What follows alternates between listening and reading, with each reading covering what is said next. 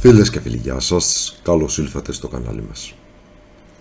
Σήμερα θα ήθελα να μοιραστώ μαζί σου κάποια μυστικά και κάποιες σκέψεις αναφορικά με την επιτυχία στις πανελλήνιες εξετάσεις. Και φοβάμαι ότι αυτά που έχω να σου πω δεν θα τα ακούσεις πολλές φορές και δεν θα τα ακούσεις από πολύ κόσμο να στα λέει. Πριν ξεκινήσω θα ήθελα να σου πω ότι όλα τα παρακάτω αποτελούν προσωπικές σκέψεις και δεν σημαίνει κατά ανάγκη ότι πρέπει να είναι και σωστά. Είναι απλά προσωπικές πεποιθήσεις μέσα από την εμπειρία των 30 και πλέον χρόνων στην εκπαίδευση. Πάμε λοιπόν να ξεκινήσουμε. Νούμερο 1. Σωστή προετοιμασία. Και τι εννοώ με τον όρο σωστή προετοιμασία? Πάρα πολλοί γονείς και μαθητές κάνουν ένα λάθος. Δεν δίνουν ιδιαίτερη προσοχή και βαρύτητα στην πρώτη και στη δευτέρα λυκείου και περιμένουν ότι θα τα δώσουν όλα στην τρίτη λυκείου. Αυτό είναι λάθος. Κατά την προσωπική μου άποψη, η επιτυχία σου στις πανελλήνιες εξετάσεις εξαρτάται κυρίως από την προσπάθεια που έκανες στην πρώτη και στη δευτέρα λυκείου και σε ένα μικρότερο ποσοστό στην προσπάθεια που έκανες κατά το τελευταίο έτος, δηλαδή κατά την σχολική χρονιά της τρίτης λυκείου. Τι εννοώ με αυτό? Δεν είναι δυνατόν να μην έχεις μελετήσει σωστά, σοβαρά και υπεύθυνα ή να μην έχεις παρακολουθήσει κάποιο φροντιστήριο ιδιαίτερα, δεν ξέρω οτιδήποτε, αλλά μπορείς και μόνος σου και μόνη σου να διαβάσεις, εννοείται. Δεν είναι λοιπόν δυνατόν να μου έρθεις στην τρίτη λυκείου και να μην ξέρεις να λύσεις 3χ συν 5 ίσον 12 και εγώ να πρέπει να σου διδάξω μαθηματικά τρίτης λυκείου, να πρέπει να σου διδάξω παραγώγηση, ολοκλήρωση, όρια, συναρτήσεις κτλ. Δεν γίνεται. Πρέπει δηλαδή να έρθεις με στέρεες βάσεις. Δεν είναι δυνατόν να φτάσεις τρίτη λυκείου χωρίς να έχεις εμπεδώσει στο 100% τα βασικά κομμάτια ύλης στη φυσική. Παραδείγματος χάρη, τι είναι το θεώρημα έργου ενέργειας, το θούμουκουέ που λέτε, και πώς εφαρμόζεται, και να έρθεις στην τρίτη λυκείου και να περιμένεις εγώ να σου διδάξω κρούσεις και ταλαντώσεις. Το καταλαβαίνεις? Νομίζω ότι δεν γίνεται. Γι' αυτό το λόγο λοιπόν νούμερο 1, θα πρέπει να έχει γίνει σωστή προετοιμασία και να φτάσεις στην τρίτη λυκείου πατώντας πάνω σε στέρεες βάσεις. Για το λόγο αυτό είναι πολύ σημαντική και η καλοκαιρινή προετοιμασία. Δηλαδή, πριν την πρώτη λυκείου, κάνε καλοκαιρινή προετοιμασία. Όλο αυτό θα σου δώσει μια αυτοπεποίθηση και θα σε φέρει πολύ πιο μπροστά σε σχέση με τους υπόλοιπους στο ξεκίνημα της σχολικής χρονιάς. Αυτό θα σε ενδυναμώσει, θα σου δώσει μια μεγαλύτερη, αν θέλεις, πίστη στον εαυτό σου και στις ικανότητές σου. Το ίδιο ισχύει και για τη δευτέρα λυκείου και προφανώς το ίδιο ισχύει και για την τρίτη λυκείου. Νούμερο 2. Να αγαπάς αυτό που θέλεις να σπουδάσεις και να αγαπάς όλα τα παρελκόμενα και προαπαιτούμενά του. Δηλαδή, δεν είναι δυνατόν να μου έρχεσαι τρίτη λυκείου με το όνειρο και τη φιλοδοξία να μπεις σε ιατρική σχολή όταν συχαίνεσαι τη βιολογία. Απλά δεν γίνεται. Δεν γίνεται, γιατί βιολογία θα έχεις μπροστά σου για τα επόμενα 6 χρόνια ιατρικής, τα επόμενα 3, 4, 5 χρόνια ειδικότητας και για την υπόλοιπη ζωή σου ως γιατρός. Δεν γίνεται να μου έρχεσαι με την προοπτική και τη φιλοδοξία να σπουδάσεις φυσική και να μου λες συχαίνω με τα μαθηματικά. Τα μαθηματικά είναι προαπαιτούμενο εργαλείο για να μπορέσεις να κατανοήσεις τη φυσική. Γι' αυτό το λόγο θα δεις σε όλα τα φυσικά τμήματα ότι υπάρχουν τα μαθηματικά 1, μαθηματικά 2, μαθηματικά 3, μαθηματικά 4, μαθηματικά 5 και κάποια ειδικά μαθήματα μαθηματικών. Δεν γίνεται να κάνεις φυσική χωρίς μαθηματικά. Είναι απλό νομίζω. Άρα λοιπόν θα πρέπει να αγαπάς αυτό που θέλεις να σπουδάσεις και όλα τα components, όλα τα συστατικά του, όλα τα προαπαιτούμενά του. Νούμερο 3. Πάρε όση βοήθεια μπορείς. Πηγαίνεις φροντιστήριο, μπράβο, πάρε βοήθεια από το φροντιστήριο. Κάνεις ιδιαίτερο, πάρε βοήθεια από το ιδιαίτερο. Δεν κάνεις τίποτα, πάρε βοήθεια από το YouTube. Υπάρχουν αρκετά σοβαρά κανάλια για τις περισσότερες επιστήμες. Υπάρχουν εξωσχολικά βοηθήματα που μπορούν να σε βοηθήσουν να κατανοήσεις καλύτερα την ύλη. Υπάρχει ακόμα και το AI, η τεχνητή νοημοσύνη, που μπορείς να ζητήσεις να σου λύσει μια άσκηση, όχι με σκοπό να την έχεις λυμμένη για το σχολείο, αλλά με σκοπό να δεις τον τρόπο και να καταλάβεις πώς λύνονται αυτές οι ασκήσεις και ποια είναι η μεθοδολογία και το σκεπτικό που πρέπει να ακολουθήσεις. Επόμενη συμβουλή. Άφησε πίσω σου τη μαθημένη ανημπόρια. Τι είναι η μαθημένη ανημπόρια? Είναι η εκπαίδευση που έχεις λάβει στο δεν μπορώ. Πρέπει να φύγεις από το δεν μπορώ και να πας στο μπορώ. Όταν βλέπω μαθητή άρρωστο ολόκληρη τη χρονιά της 3ης Λυκείου, όταν βλέπω μαθητή της λογικής πότε ο Γιάννης δεν μπορεί, πότε πονεί, αυτό κάτι μου δείχνει. Άφησε πίσω τη μαθημένη ανημπόρια. Πρέπει να ξεγράψεις το δεν μπορώ και να προχωρήσεις στο θέλω και μπορώ. Μην εκπαιδεύεις τον εαυτό σου στην αποτυχία. Οι περισσότεροι ξεκινάτε τα μαθήματα στην 3η Λυκείου έχοντας ένα plan B. Καλό είναι το plan B, δεν λέω, χρειάζεται, αλλά αν με το καλημέρα μου ξεκινάς με το plan B, αν με το καλημέρα μου ξεκινάς με ητοπάθεια, ότι θα πέσουν δύσκολα φέτο, εγώ δεν θα τα καταφέρω, θα το δείτε, δεν θα γράψω καλά. Αν ξεκινάς με τέτοιο mentality, μην ξεκινάς καθόλου. Είναι απλό. Θα πρέπει όλη σου την προσπάθεια να τη δεις με ενδιαφέρον και αγάπη. Αλίμονο αν την προσπάθεια που θα κάνεις την αντιμετωπίσεις ψυχαναγκαστικά. Τι θέλω να πω? Θέλεις να γίνεις γιατρός. Μπράβο. Δεν είναι δυνατόν να μην έχεις τη φυσική περιέργεια να μάθεις πώς είναι κατασκευασμένο το DNA, τι λένε οι νόμοι του Μέντελ, από ποιους κανόνες διέπεται η κληρονομικότητα.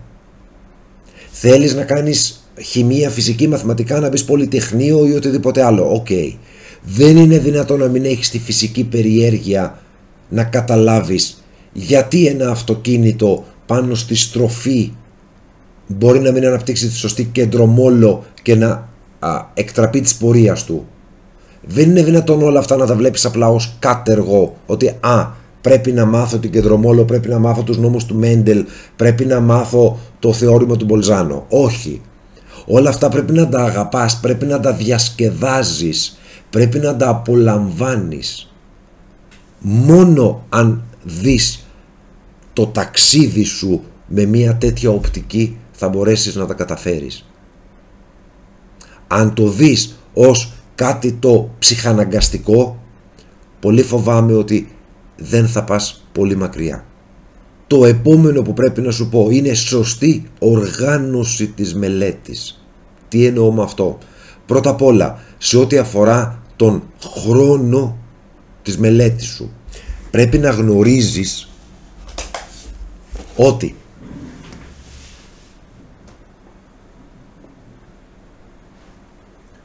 Ξεκινάς από εδώ, από το 100% των δυνατοτήτων σου. Ακολουθείς μια τέτοια πορεία και οι πνευματικές σου λειτουργίες φθήνουν στην πάροδο του χρόνου. Δηλαδή, δεν είναι δυνατόν να καθίσεις να διαβάσεις 8, 10, 12 ώρες non-stop. Δεν γίνεται, δεν θα αποδώσεις. Τι πρέπει λοιπόν να κάνεις? Για πρόσεξέ με. Ας πούμε ότι εδώ είναι το maximum των δυνατοτήτων σου και εδώ είναι το 10% των δυνατοτήτων σου. Ξεκινάς λοιπόν από εδώ, διαβάζεις περίπου μία ώρα, για την ακρίβεια 50-55 λεπτά, και κάνεις 5 με 10 λεπτά διάλειμμα. Τι κάνεις σε αυτό το διάλειμμα? Κάτι που σε ευχαριστεί. Μίλα με ένα φίλο, διάβασε ένα εξωσχολικό βιβλίο, άκουσε τη μουσική που σου αρέσει. Μετά από αυτά τα 5-10 λεπτά ξεκινάς περίπου από εδώ, περίπου από το 100% έχεις αποφορτιστεί και ξαναδιαβάζεις για άλλα 55 λεπτά. 5 λεπτά διάλειμμα, ξεκινάς πάλι περίπου από το 100%, διαβάζεις μία ώρα, 5 λεπτά διάλειμμα, μία ώρα, 5 λεπτά διάλειμμα, μία ώρα, 5 λεπτά διάλειμμα και ούτω καθεξής. Με τον τρόπο αυτό, μέσα σε 6 ώρες έχεις διαβάσει, έχεις ωφέλιμο χρόνο μελέτης 5,5 ώρες. Είναι πολύ σημαντικό. Αν βγάλεις δηλαδή τα 5 λεπτά διαλύματα στις 6 ώρες, έχεις διαβάσει, έχεις μελετήσει 5,5 ώρες, ξεκινώντας περίπου από το 100% των νοητικών ικανοτήτων σου. Άρα λοιπόν δεν διαβάζουμε μέχρι να πεθάνει ο Χάιλάντερ. Διαβάζουμε 50-55 λεπτά, κάνουμε διάλειμμα 5 με 10 λεπτά και ξανά και ξανά και ξανά. Επίσης,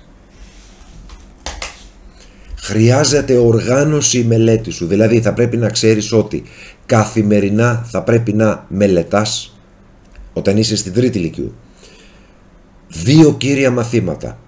Παραδείγματος χάρη, τη μία μέρα φυσική και μαθηματικά, την επόμενη μέρα μαθηματικά και χημεία, την επόμενη μέρα χημεία και έκθεση, την επόμενη μέρα έκθεση και μαθηματικά. 2 μαθήματα, ποτέ 3. 2 μαθήματα την ημέρα. Και θα πρέπει να έχεις προγραμματίσει ώστε τα Σαββατοκύριακα να κάνεις τις επαναλήψεις σου. Ποιες επαναλήψεις? Πρώτον, στην τρέχουσα ύλη που κάνεις με το ιδιαίτερο ή με το φροντιστήριο ή με το σχολείο. Δεύτερον, κάθε 15 μέρες θα πρέπει να κάνεις ολική επανάληψη από την αρχή της ύλης. Αλίμονο, να σου φέρω ένα παράδειγμα στη φυσική, το πρώτο κεφάλαιο που διδάσκουμε είναι οι κρούσεις. Αλίμονο αν τελειώσεις, βγάλεις την ύλη τον Φλεβάρι, Μάρτι, Απρίλη, δεν ξέρω, και δεν έχεις ξαναπιάσει κρούσεις και έχεις ξεχάσει τις κρούσεις. Αλίμονο. Δεν πρέπει ποτέ να ξεχάσεις κάτι. Άρα λοιπόν η επανάληψη πρέπει να έχει ένα rotation, πρέπει να γίνεται κυκλικά, περιοδικά, ώστε να μην υπάρχει περιθώριο να ξεχάσεις ένα κομμάτι της ύλης. Πολύ σημαντικό. Δεν είναι δυνατόν να ολοκληρώσεις τη βιολογία και να έχεις ξεχάσει τι είναι η αντιγραφή και η μεταγραφή του DNA. Δεν ξέρω αν γίνομαι αντιληπτός. Επίσης θα πρέπει να υπάρχει πρόγραμμα καθημερινό με ακρίβεια, δηλαδή να υπάρχει κάπου γραμμένο 15 έως 17 και 20 παράδειγμα διαβάζω φυσική, 17 και 30 μέχρι 19 και 30 διαβάζω χημεία και ούτω καθεξής. Να ξέρεις ένα πράγμα, οι υποχρεώσεις είναι ακριβώς όπως είναι και τα αέρια. Τι κάνουν τα αέρια? Τείνουν να καταλάβουν όλο τον χώρο που θα τους δοθεί. Ακριβώς έτσι είναι και οι υποχρεώσεις. Τείνουν να καταλάβουν όλο τον χρόνο που θα τους δοθεί. Δηλαδή, να στο δώσω με ένα παράδειγμα εκτός σχολείου. Μπορεί να αποφασίσει να καθαρίσει το δωμάτιό σου και μπορεί να σου πάρει 8 ώρες για να καθαρίσει το δωμάτιό σου.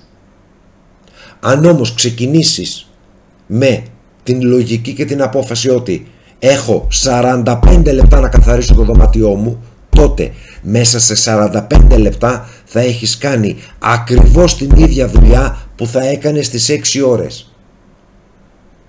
Είναι σημαντικό. Δεν πρέπει να αφήνεις το χρόνο να κυλάει όπως η άμμος μέσα, ανάμεσα από τα δάχτυλά σου. Είναι σημαντικό να έχεις προγραμματισμό στο χρόνο σου. Επόμενο, λύσε όσες περισσότερες ασκήσεις μπορείς. Υπάρχει μία συγκεκριμένη λογική. Οι ασκήσεις που μπορεί να πέσουν στις πανελλήνιες εξετάσεις είναι, θεωρώ, συγκεκριμένες. Δηλαδή, συγκεκριμένες κατηγορίες, μπορεί να αλλάζουν τα νούμερα, αλλά κατηγορίες είναι συγκεκριμένες. Αν λοιπόν εσύ έχεις λύσει αρκετές ασκήσεις από όλες τις κατηγορίες, τότε κατά το μάλλον ή ήτον αυτά τα θέματα που θα πέσουν στο τέλος θα είναι θέματα τα οποία έχεις αντιμετωπίσει επιτυχώς κατά τη διάρκεια της σχολικής σου χρονιάς. Και στο σημείο αυτό θα ήθελα να προσθέσω ότι πολλοί μαθητές τρομάζουν με την ποσότητα της ύλης και μου λένε ότι «Μα εγώ δεν είναι δυνατόν όλα αυτά να τα θυμάμαι και να τα μάθω απ' έξω». Πρόσεξε λοιπόν κάτι. Δεν χρειάζεται να μάθεις τα πάντα απ' έξω. Χρειάζεται όμως να καταλάβεις. Δηλαδή, υπάρχουν κάποια στάδια μέσα στην εκπαιδευτική διαδικασία. Πάμε να δούμε λίγο ποια είναι αυτά.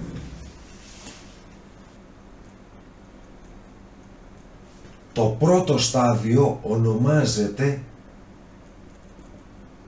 ασυνείδητη ανικανότητα. Το δεύτερο στάδιο ονομάζεται συνειδητή ανικανότητα. Το τρίτο στάδιο ονομάζεται συνειδητή ικανότητα και το τέταρτο στάδιο ονομάζεται ασυνείδητη ικανότητα. Αυτά εδώ είναι τα 4 στάδια της μάθησης. Πάμε λοιπόν να στα εξηγήσω αναλυτικά. Αν μιλήσεις με ένα παιδί 3 χρονών θα σου πει «Ξέρω να οδηγώ. Έχω δει τον μπαμπά. Κρατάω το τιμόνι, το κάνω έτσι, πατάω κάτω τα πετάλια και οδηγώ». Τι είναι αυτό? Είναι το πρώτο στάδιο. Ασυνείδητη ανικανότητα. Δηλαδή δεν ξέρεις να οδηγείς, αλλά και δεν γνωρίζεις ότι δεν ξέρεις να οδηγείς. Σου φαίνεται εύκολο, αλλά δεν είναι. Το δεύτερο στάδιο είναι η συνειδητή ανικανότητα. Όταν βάλεις λοιπόν το 3χρονο, το 5χρονο στην καρέκλα του οδηγού και υποσυνθήκες του δείξεις να καταλάβει ότι το αυτοκίνητο σβήνει και ότι δεν ξέρει να οδηγεί. Το τρίτο στάδιο είναι η συνειδητή ικανότητα. Δηλαδή, θα στο φέρω πάλι με την οδήγηση, είναι ότι όταν πλέον έχεις πάει σε μια σχολή, έχεις μάθει να οδηγείς, αλλά είναι συνειδητή η ικανότητα αυτή. Δηλαδή, οδηγείς, κρατάς το τιμόνι, είσαι έτσι, την ώρα που οδηγείς, σου μιλάει δίπλα ο φίλος σου και του λες «Μη μου μιλάς τώρα, οδηγώ, κλείσε και το ραδιόφωνο γιατί δεν μπορώ να συγκεντρωθώ». Και το τέταρτο στάδιο είναι η ασυνείδητη ικανότητα, όπου πλέον οδηγείς, μην το κάνεις ποτέ, και Την ώρα που οδηγείς με το ένα χέρι κρατάς και μία τυρόπιτα, με το άλλο χέρι αλλάζεις ταχύτητες, κρατάς και τον καφέ, μιλάς και με το φίλο σου και χαζεύεις και το τοπίο έξω παράλληλα. Να σου δώσω ένα άλλο παράδειγμα. Το περπάτημα. Στην αρχή βλέπεις ότι, ή το ποδήλατο ακόμα. Το παιδί θεωρεί εύκολο ότι μπορεί να κάνει ποδήλατο. Όταν το βάλεις πάνω όμως το ποδήλατο, θα πέσει, θα σπάσει τα μούτρα του και καταλαβαίνει ότι δεν ξέρει να κάνει ποδήλατο. Μετά είναι η συνειδητή ικανότητα. Το παιδί έχει μάθει να κάνει ποδήλατο, αλλά κρατάει εκεί και πηγαίνει έτσι, σαν ρομπότ. Και στη συνέχεια είναι που οδηγεί πλέον με άνεση. Το ίδιο ακριβώς είναι και το περπάτημα. Αυτή τη στιγμή για να περπατήσεις ζορίζεσαι. Δηλαδή σκέφτεσαι ότι πρέπει να περπατήσω, κάτσε να σκεφτώ πρώτα το αριστερό, μετά το δεξί, μετά πάλι το αριστερό και το καθεξής. Όχι. Έχει περάσει όλο αυτό στην παρεγκεφαλίδα πλέον. Γίνεται αυτοματοποιημένα.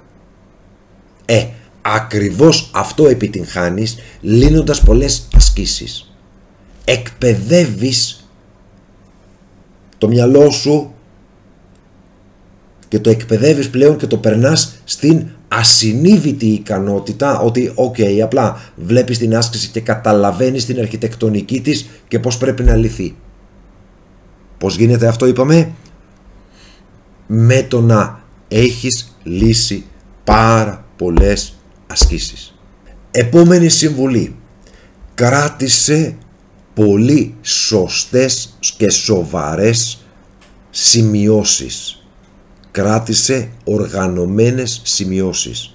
Γράψε περιλήψεις, φτιάξε διαγράμματα και πινακάκια που θα σε βοηθήσουν στην επανάληψη. Πολύ σημαντικό. Κάνεις βιολογία και δεν μπορείς να καταλάβεις τι είναι ο φωσφοδιεστερικός δεσμός. Φαντάσου λοιπόν κάθε νουκλεοτίδιο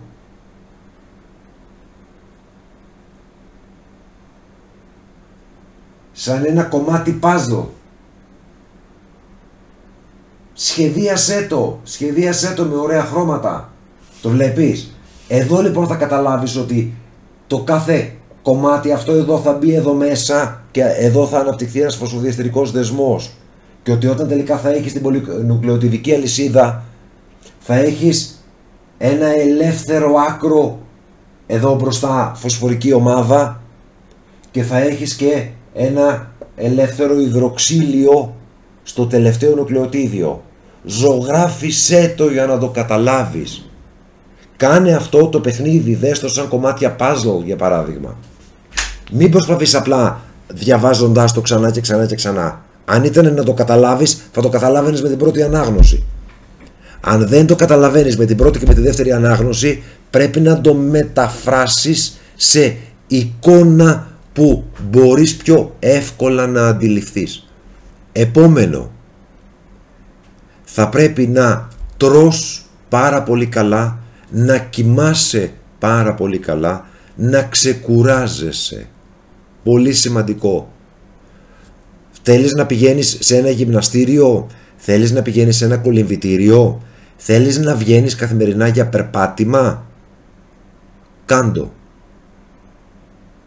Είναι πολύ σημαντικό όμως αυτό που λέγανε και οι αρχαίοι Έλληνες, αυτό που λέγανε και οι αρχαίοι Λατίνοι, νους υγιής εν σώματι υγιή, λέγανε οι αρχαίοι Έλληνες, και anima sana in corpore sano, λέγανε οι Λατίνοι. Νους υγιής εν σώματι υγιή, και όπως λέει και ο αγαπημένος μου δάσκαλος στο Γνωμοπίντια, ένας από τους λίγους φιλολόγους που έχουν απομείνει και που ξέρει ελληνικά, από εδώ πήρε και το όνομά της μια γνωστή εταιρεία αθλητικών ειδών. Το είδα πρόσφατα και μου άρεσε, έπρεπε να σου το πω αυτό. Λοιπόν, άρα λοιπόν να τρέφεσαι σωστά, να γυμνάζεσαι, να ασκείσαι και να ξεκουράζεσαι, να κοιμάσαι. Η γνώση δεν αποθηκεύεται, να σου το πω έτσι απλά, την ώρα που διαβάζεις. Η γνώση αποθηκεύεται την ώρα που κοιμάσαι. Είναι πολύ σημαντικό. Επόμενο, αν βρίσκεσαι σε μικρότερη τάξη, δηλαδή είναι τώρα να πας πρώτη λυκείου ή δεύτερα λυκείου, το καλοκαίρι κάνε σοβαρή προετοιμασία. Είτε αυτό λέγεται ιδιαίτερο, είτε λέγεται φροντιστήριο, είτε λέγεται διαβάζω μόνος μου. Κάνε σοβαρή προετοιμασία, η οποία συνίσταται στα εξής. Πρώτον, μία ουσιαστική επανάληψη όλης της ύλης που διδάχτηκες την προηγούμενη χρονιά, ώστε να βεβαιωθείς ότι δεν έχεις κενά. Και νούμερο 2, ξεκίνα να μελετάς την ύλη της επερχόμενης χρονιάς. Επόμενο, πρέπει να εκπαιδευτείς στην ενεργητική ακρόαση και στην ενεργητική μελέτη. Τι σημαίνει ενεργητική ακρόαση? Αν ανοίξεις για παράδειγμα ένα βιβλίο μαθηματικών, θα διαβάσεις τον ορισμό της συνάρτησης. Ονομάζουμε πραγματική συνάρτηση με πεδίο ορισμού το α, μία διαδικασία παρένθεση κανόνα F, με την οποία κάθε στοιχείο χ ανήκει στο α, αντιστοιχίζεται σε ένα μόνο πραγματικό αριθμό ψ. Το ψ ονομάζεται τιμή της F στο χ και συμβολίζεται με F του χ. Ναι, ok, big deal. Και καταλαβαίνεις τι λέει? Καταλαβαίνεις τι λέει? Πρόσεξε λοιπόν πως πρέπει να είναι η ανάγνωση. Η ανάγνωση πρέπει να γίνεται με τρόπο ενεργητικό, όπως και η ακρόαση πρέπει να γίνεται με τρόπο ενεργητικό. Βλέπω πολλές φορές στα ιδιαίτερα που κάνω τον μαθητή αφηρημένο, έχει φύγει και ταξιδεύει στο διάστημα, εγώ μιλάω και ο άλλος είναι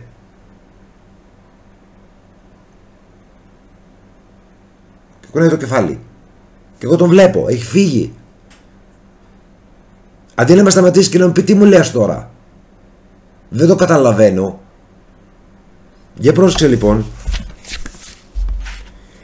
έστω α ένα υποσύνολο του R. Τι μου λέει εδώ? Έχω το R και έχω ένα συνολάκι που θα είναι υποσύνολο του R. Δηλαδή τι μπορεί να είναι? Μπορεί να είναι όλο το R ή κάτι λιγότερο. Okay. Ονομάζουμε πραγματική συνάρτηση με πεδίο ορισμού του α. Ονομάζουμε πραγματική συνάρτηση με πεδίο ορισμού αυτό το σύνολο που μόλις είδαμε, που είναι υποσύνολο του R, μία διαδικασία παρένθεση κανόνα με την οποία κάθε στοιχείο χ ανήκει στο α αντιστοιχίζεται σε ένα και μόνο στοιχείο του β. Δηλαδή τι μου λέει εδώ, για να το καταλάβω, αυτό εδώ είναι το α, αυτό εδώ είναι το β. Τι μου λέει? Κάθε στοιχείο του α αντιστοιχίζεται σε ένα ακριβώς στοιχείο του β. Δηλαδή τι σημαίνει αυτό? Τι θέλει να πει ο ποιητής? Ότι δεν μπορώ δηλαδή εγώ αυτό να το έχω εδώ πέρα αντιστοιχισμένο σε 2. Δεν είναι συνάρτηση. Το καταλαβαίνεις τι προσπαθώ να σου πω? Μην το διαβάζεις απλά και το δέχεσαι, να το κόβεις σε κομμάτια και να προσπαθείς να το καταλάβεις κομμάτι τι προσπαθεί να σου πει. Να σου ζητήσω συγγνώμη, δεν με βοηθάει η φωνή μου σήμερα. Περνάω ένα πολύ σοβαρό κρύωμα και η φωνή δεν με βοηθάει καθόλου. Πιστεύω να έχω τουλάχιστον καθαρή άρθρωση και να με καταλαβαίνεις. Να μην είναι άδικο το γύρισμα που κάνω όλη αυτή την ώρα. Επόμενη συμβουλή. Κράτα τον ψυχισμό σου σε σταθερά επίπεδα. Μην τρελαίνεσαι από χαρά, μην πέφτεις στα πατώματα με την πρώτη δυσκολία. Και εδώ θα μοιραστώ μαζί σου ένα μυστικό από τα σεμινάρια management που κάνω σε στελέχη επιχειρήσεων. Το πώς νιώθεις είναι το συναίσθημα που νιώθεις και είναι κάτι το οποίο δεν μπορείς να το ελέγξεις. Δεν έχεις κανέναν απολύτως έλεγχο πάνω στο συναίσθημά σου. Ευτυχώς όμως υπάρχει η εξής γνώση. Το συναίσθημα είναι η απόρρεια, το αποτέλεσμα, το προϊόν μιας σκέψης. Δηλαδή, είμαι τώρα αγχωμένος και νιώθω ένα δυσάρεστο συναίσθημα. Γιατί, άμα το καλοσκεφτείς, υπάρχει από πίσω μια σκέψη. Πω δύσκολα για τις Πανελλήνιες, μήπως αποτύχω. Αυτή η σκέψη είναι που σου γεννά το δυσάρεστο συναίσθημα. Το συναίσθημα δεν μπορείς να το αλλάξεις, δεν μπορείς να το επηρεάσεις. Ευτυχώς όμως μπορείς να επηρεάσεις τη σκέψη. Δηλαδή, ξεκίνα με μια θετική σκέψη. Θα πετύχω. Δεν μπορείς να κάνεις θετική σκέψη. Κανένα πρόβλημα. Γκούγκλαρε στο YouTube και κάθισε 2 λεπτά και δες μια φωτογραφία από ένα γατάκι, από ένα σκυλάκι, μέχρι να σε κάνει να χαλαρώσεις, να ηρεμήσεις και να φτιάξεις το συναίσθημά σου. Τότε ξεκίνα τη μελέτη. Εδώ, πάνω στο θέμα του συναισθήματος και πάνω στο θέμα του φόβου, θα ήθελα να μοιραστώ μαζί σου κάποια αγαπημένα μου μότο. Πρώτα απ' όλα, αυτό που έχει πει ο Καζαντζάκης. Κοίτα το φόβο κατάματα και αυτός θα φοβηθεί και θα φύγει. Ή, όπως συνηθίζω να το λέω εγώ σε στελέχη επιχειρήσεων, ο νικητής έχει στόχους, ο νικημένος έχει δικαιολογίες. Ή αν το θες διαφορετικά, τα εμπόδια τα βλέπει μόνο εκείνος που αποτραβά τα μάτια του από τον στόχο. Πρόσεξέ με λίγο. Αν εγώ θέλω να έρθω εκεί απέναντι και κοιτάζω μόνο τον στόχο και προχωράω, κάποια στιγμή θα φτάσω. Αν ξεχαστώ και αποτραβήξω τα μάτια μου από το στόχο και κοιτάξω κάτω τις λακκούβες με τους κροκόδιλους και τις ταραντούλες και τις οχές, το πιο πιθανό είναι ότι θα παγώσω και δεν θα κάνω ούτε ένα βήμα. Γι' αυτό λοιπόν εστίαση μόνο στο στόχο. Μόνο στο στόχο, ο οποίος στόχος θα πρέπει να είναι ένας έξυπνος στόχος. Για να το δούμε λίγο και αυτό. Γνωρίζεις προφανώς ότι έξυπνος στα αγγλικά είναι smart, άρα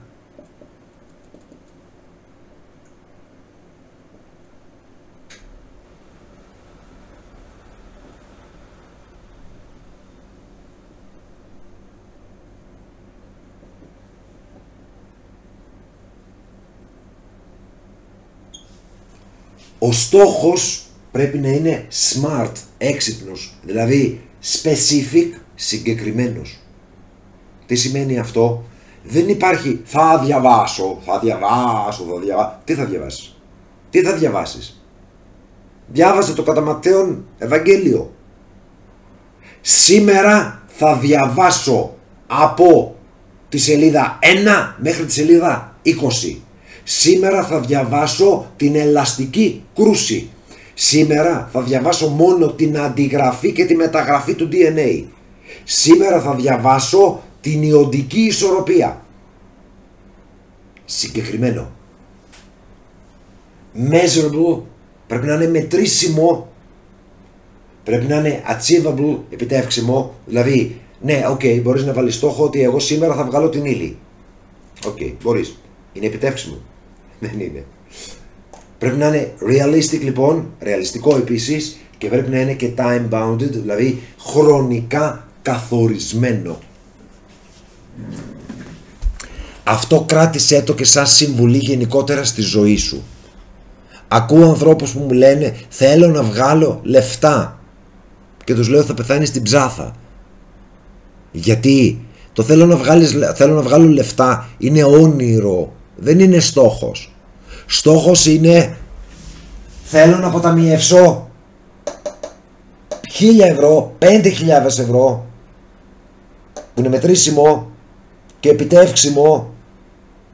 Δεν μπορεί να βγάζεις 500 ευρώ το μήνα και 1.000 ευρώ το μήνα εισόδημα και να θέλεις να αποταμιεύσεις 40.000 σε ένα χρόνο. Δεν γίνεται, 40.000 δεν τα παίρνεις. Πρέπει να είναι ρεαλιστικό και time bounded, δηλαδή χρονικά καθορισμένο. Σε ένα χρόνο θέλω να το κάνω αυτό. Θέλω να χάσω βάρος, λέει. Δεν θα χάσεις ποτέ. Θα γίνεις σαν εμένα και χειρότερος. Γιατί? Γιατί το θέλω να χάσω βάρος? είναι όνειρο. Θέλω να χάσω 300 γραμμάρια μέσα σε μία εβδομάδα. Θέλω να χάσω 20 κιλά μέσα σε ένα χρόνο. Αυτό είναι μετρήσιμο, λογικό, επιτεύξιμο. Και μην ευτελίζεις οτιδήποτε είναι μικρό. Σου είπα τώρα να χάσω 300 γραμμάρια την εβδομάδα. Και θα τα ακούσει κάποιος που προσπαθεί να χάσει βάρος και θα πει, μα τι λες τώρα, τι είναι αυτό, είναι τίποτα, 300 γραμμάρια την εβδομάδα. Ναι, για σκέψου λίγο τι είναι. Ένα πακετάκι βούτυρο είναι 250 γραμμάρια. Σκέψου λοιπόν περίπου τα 300 ότι είναι περίπου ένα πακετάκι βούτυρο, ένα πακετάκι λίπος που φεύγει από το σώμα σου μέσα σε μία εβδομάδα. Αυτό είναι θρίαμβος, δεν είναι λίγο. Έτσι λοιπόν και εσύ στη μελέτη, μην ευτελίζεις την μικρή προσπάθεια. Δηλαδή, ακόμα και τα 15 λεπτά που θα διαβάσεις παραπάνω θα κάνουν τη διαφορά. Να σου πω εδώ και ένα μυστικό. Αν για να ξεκουράζεσαι το βράδυ πριν κοιμηθείς διαβάζεις 3 σελίδες από ένα εξωσχολικό βιβλίο, 3 σελίδες κάθε βράδυ, μέσα σε 7 χρόνια έχεις διαβάσει τα 100 κλασικά αριστουργήματα. Δηλαδή μιλάμε για Άννα Καρένινα, χωρίς οικογένεια, με οικογένεια, οι άφλοι, καταλαβαίνεις τι εννοώ, τα 100 κλασικά αριστουργήματα. Ο Ηλίθιος του Ντοστογεύσκη, ξέρω εγώ, έτσι ξέρεις περίπου τι σημαίνει κλασικά αριστουργήματα. Και είσαι ένας από τους πιο μορφωμένους ανθρώπους της γενιάς σου. Επίσης θα σε βοηθήσει όλο αυτό και που αλλού και στην έκθεση. Δεν είναι δυνατόν να περιμένεις απλά με ένα δέμα ελληνικά που σου μαθαίνουν στο σχολείο ότι θα πας να γράψεις έκθεση. Άμα δεν καθίσεις να διαβάσεις Τερζάκι, άμα δεν καθίσεις να διαβάσεις Γιώτα Παναγιωτόπουλο, άμα δεν καθίσεις να διαβάσεις Παπανούτσο, όλοι αυτοί δηλαδή που έχουν γράψει τι, δοκίμια, δοκιμιακός λόγος. Πώς περιμένεις ότι θα μάθεις έκθεση? Πώς περιμένεις ότι θα εμπλουτίσεις τα εκφραστικά σου σχήματα και το λεξιλόγιό σου? Και πώς περιμένεις ότι θα φτιάξεις τη δομή του λόγου από αυτά που θα σου πει ο φιλόλογος σε ένα μάθημα, που θα σου μιλήσει για την πειθό και θα σου πει ότι έχει να κάνει με 3 πράγματα? Επίκληση στη λογική, επίκληση στο συναίσθημα και στο ήθος του γράφοντος. Επίκληση στο ήθος του γράφοντος, αυτά, έτσι θα μάθεις έκθεση? Όταν τα ελληνικά σου είναι μη Tarzan you Jane, και δεν φταίς εσύ γι' αυτό. Φταίει το εκπαιδευτικό σύστημα που σου στερεί την δυνατότητα να μάθεις αρχαία ελληνικά και κατ' επέκταση να μάθεις σωστά ελληνικά. Ξεκίνα λοιπόν να διαβάζεις. Γενικότερα ξεκίνα να κάνεις πράγματα.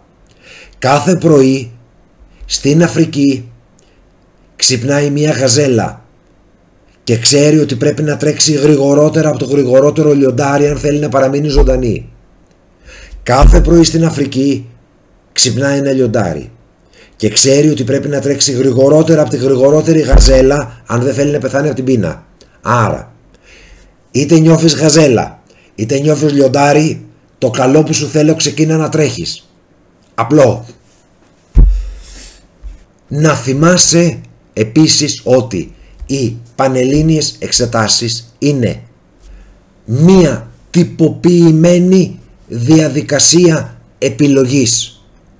Δηλαδή, δεν κρίνεται στην πραγματικότητα η γνώση και η ικανότητά σου. Όχι. Είναι μία, κατά την άποψή μου, λανθασμένη διαδικασία, μία τυποποιημένη διαδικασία επιλογής. Ακόμα και αν δεν γράψεις καλά στις εξετάσεις, δεν σημαίνει ότι δεν προσπάθησες ή δεν ήξερες την ύλη ή ότι δεν ήσουν καλός ή ακόμα και εξαιρετικός στο μάθημα που εξετάστηκες και που δεν είχες την απόδοση που θα περίμενες. Νομίζω ότι σε κούρασα αρκετά. Αυτό που θέλω να σου μεταδώσω είναι ότι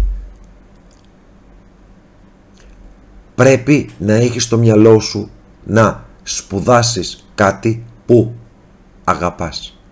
Δεν είναι δυνατόν, ξαναλέω, να συχαίνεσαι τη βιολογία και να πας να ασχοληθείς με ιατρική, με φαρμακευτική ή με οτιδήποτε άλλο. Δεν γίνεται. Δεν γίνεται. Εκτός από τις σπουδές σου, αν υποθέσουμε μετά ότι δουλέψεις για 50 χρόνια, 8 ώρες την ημέρα, αυτό σημαίνει ότι για 50 χρόνια, 8 ώρες την ημέρα θα ασχολείσαι με ιατρική, άρα θα ασχολείσαι με βιολογία. Αυτό λοιπόν σημαίνει ότι το 1 τρίτο των 50 χρόνων συν τις σπουδές πάμε στα 60, άρα 20 χρόνια πακτωμένα από τη ζωή σου θα τα αφιερώνεις σε κάτι που τελικά δεν σου άρεσε. Αυτό είναι κατάντια. Αυτό είναι κρίμα και άδικο. Μην το κάνεις. Κάποιες φορές μπορεί να φαίνομαι ή να ακούγομαι λίγο σκληρός. Δεν είμαι. Απλά πολλές φορές αυτή η απολυτότητα ή ο δογματισμός που φαίνεται να με διακρίνει ίσως τελικά αντανακλά την ευθυξία και την ευσυνειδησία μου και την καλή μου θέληση στο να σε δω να πετυχαίνεις. Σου ζητώ συγγνώμη αν σε κούρασα. Ελπίζω έστω 1-2 από τις συμβουλές που μοιράστηκα σήμερα μαζί σου να σου φανούν χρήσιμες και να καταφέρεις να υλοποιήσεις τα όνειρά σου. Περιμένω κάτω στα σχόλια να μου γράψεις τις δικές σου ερωτήσεις, απορίες, σκέψεις σχετικά με το πώς εσύ αντιλαμβάνεσαι τα πράγματα, γιατί το πιο σημαντικό δεν είναι πώς τα αντιλαμβάνομαι εγώ και οι υπόλοιποι καθηγητές σου. Το πιο σημαντικό είναι πώς τα αντιλαμβάνεσαι εσύ. Γιατί σε αυτό το έργο που είναι το έργο της ζωής σου, πρωταγωνιστής, πρωταγωνίστρια, είσαι μόνο εσύ. Όλοι οι άλλοι είμαστε κουμπάρσι. Περαστική. Εύχομαι καλή επιτυχία στην προσπάθειά σου και να ευοδοθούν όλοι οι στόχοι σου. Καλή συνέχεια, να είστε όλοι καλά.